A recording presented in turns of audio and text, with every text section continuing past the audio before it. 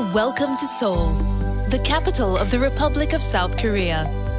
For decades, the city known as the Miracle of the Han kept its head down, barely raising a ripple as the country rebuilt in the decades following the Korean War.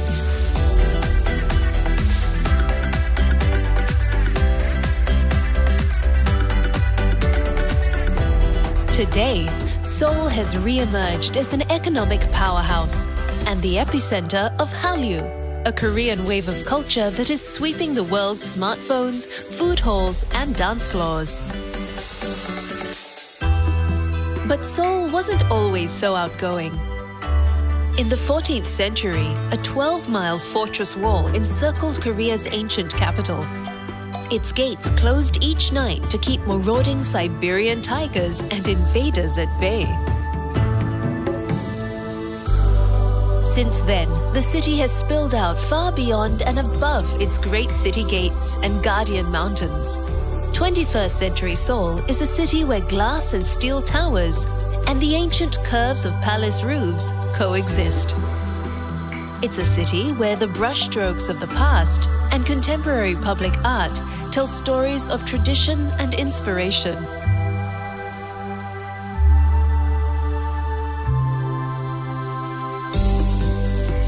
Coming to grips with Seoul's incredible size and sweeping narrative can be a little daunting. So start your adventure at the K-Style Hub, a state-of-the-art visitor center where South Korea's past, present, and future converge. From the latest in K-pop to its timeless national parks.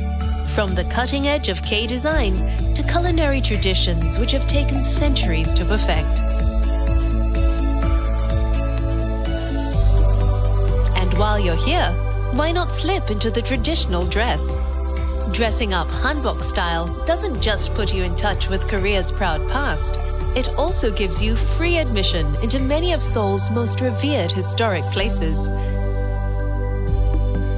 At the head of Gwanghwamun Square sits the gleaming statue of Sejong the Great, the 15th century Joseon dynasty king whose reign oversaw a golden age of literature, science, and technology. The great leader sits before the grandest of Seoul's 5 royal palaces, Gyeongbokgung, the Palace of Shining Happiness, a residence of Joseon dynasty rulers. From the late 1300s until 1910, the palace has endured fires, invasion, and wars.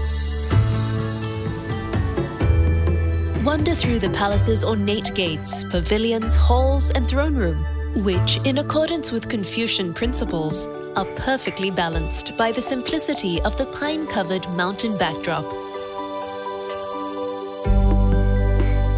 Take a short bus or subway ride to the east to explore the adjoining palaces of Changdeokgung and Changgyeonggung, which are separated by a simple stone wall.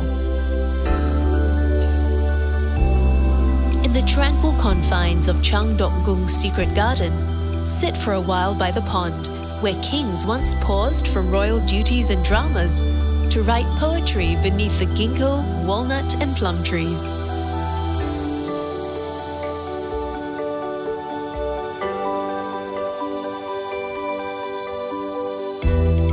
To the south, at Doksugung Palace, see the changing of the guard, which takes place 3 times each day. Then explore the eclectic mix of palace buildings, such as the Pavilion, where coffee-loving King Gojong enjoyed his daily cup, paving the way for his country's future caffeine obsession.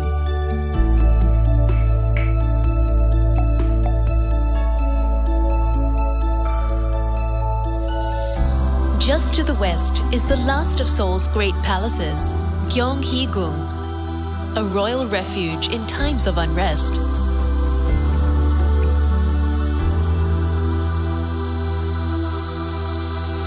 After exploring Seoul's vast temple complexes, see how government officials and ordinary Koreans once lived. At the Namsangol Hanok village, ancient buildings and traditions have been preserved in one of the most scenic and tranquil areas of Seoul.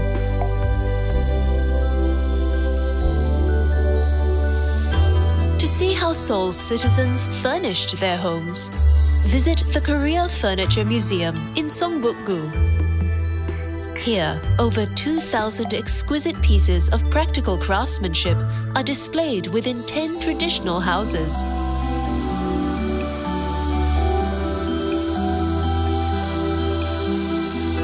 The story of Korean craftsmanship continues at the National Museum of Korea, which houses national treasures such as the 10-story pagoda and priceless white porcelain from the Joseon era.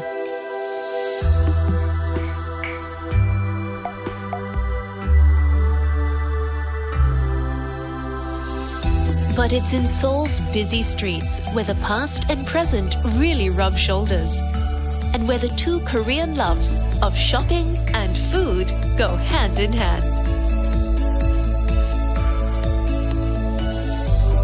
Close to Seoul's Great South Gate, step into Korea's largest marketplace, Namdaemun Market, where locals have been bargaining hard for over 600 years.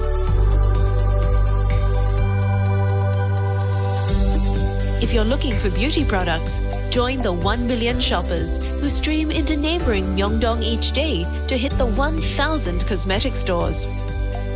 And when your head starts to spin, take a snack break. From lobster tails to foot-long ice creams, the options here are limitless. A few blocks north is Insadong, where you can disappear for days amid the labyrinth of antique, curio, and craft stalls.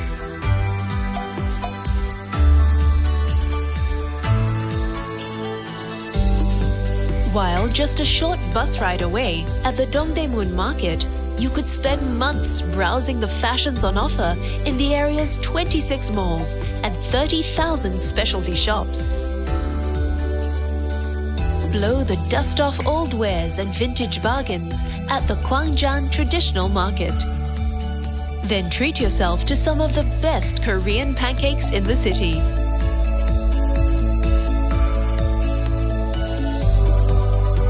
If you're a seafood lover, cross the river to the futuristic Noryangjin Fish Market, where the skillful vendors at 700 stalls sell, slice, and cook every kind of seafood imaginable.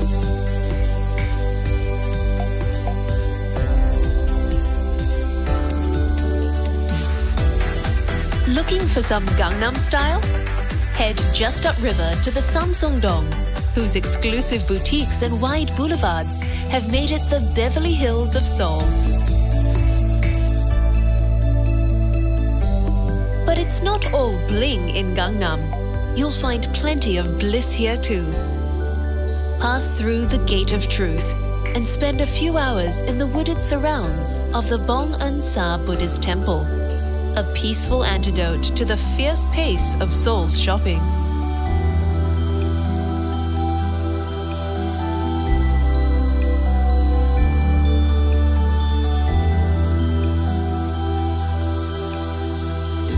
Seoul is filled with quiet spaces. Also in Gangnam, stroll past the stadiums and museums of the 24th Summer Olympics at Olympic Park.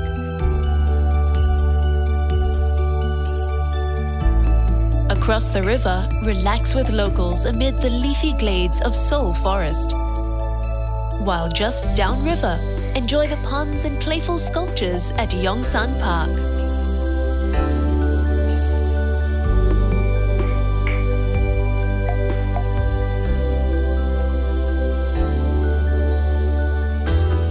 Namsan is one of Seoul's guardian mountains, marking the southern limit of the ancient capital. The city has long since grown around it, and today the mountain has become one of the city's favorite green getaways. At Namsan Botanical Garden, follow the winding paths through fields of wild flowers and pine forests. Then hike or take the cable car to the peak, and take in the sweeping views from the old city walls or from Seoul's iconic tower.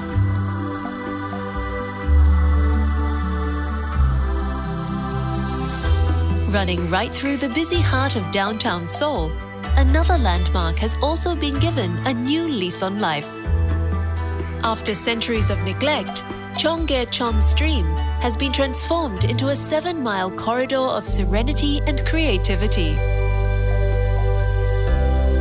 Take time out just a few feet from some of the city's busiest streets. In a space so quiet, you can sometimes hear the sweet sounds of birdsong and whispering lovers.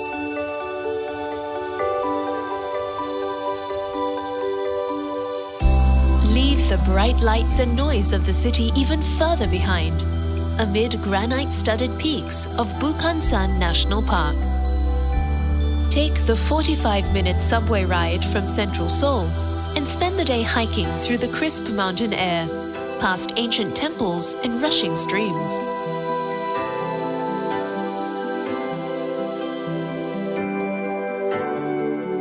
Just 55 miles from Seoul is another day trip which will give you pause for deep reflection. The truce village of Panmunjom. After 3 years of brutal warfare, it was here in 1953 where the armistice was signed between North and South Korea. From the observation post, look out upon the eerie silence of the DMZ, the 2.5-mile-wide buffer zone that separates the two Koreas. Yet, despite the tense atmosphere here, there is also a prevailing sense of hope.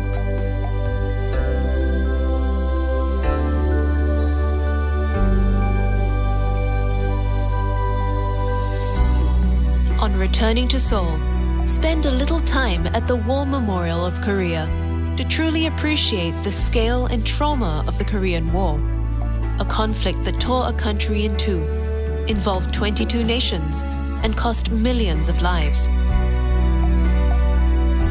Besides displaying all the usual machinery of war, above all, this is a place of remembrance, longing, and determination.